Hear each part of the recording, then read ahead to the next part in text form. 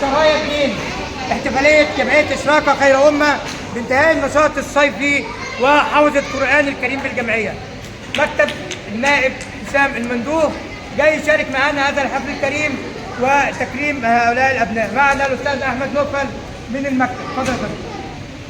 اولا بسم الله الرحمن الرحيم. برضه بخلص الشكر لجمعيه اشرقت فانا بحييهم لان دي مش اول مره يكرموا ابنائنا الطلاب المتفوقين، بس كان في بدايه النشاط الصيفي او في نهايه النشاط الصيفي. طبعا هم بيحسوا الاطفال ان هم يطلعوا نشأ سليم. طبعا بخصوص كتاب الله الكريم وحفظ كتاب الله الكريم بيأهلوا لنا الاطفال ان هم يطلعوا كوادر مهمه جدا في المجتمع. احنا بنشكر هذه الجمعيه على العمل الطيب بنتمنى لكم دوام التوفيق والنجاح. رساله حضرتك يا استاذ احمد بالنسبه للجمعيه.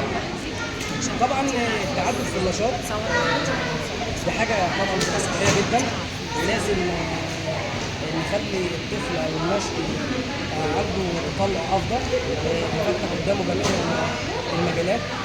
طبعا كل ده عائد عليه الادراك النفسي، يبقى هو بيطلع صالح ومفيد للمجتمع. طبعا مفيش افضل من ان هو يحس بالله سنه النبي عليه الصلاه والسلام وهو منهج سليم وصحيح. وطبعا اثبتوا لنا الغرب، احنا مش محتاجين اثبات لان احنا على سنه النبي صلى الله عليه وسلم.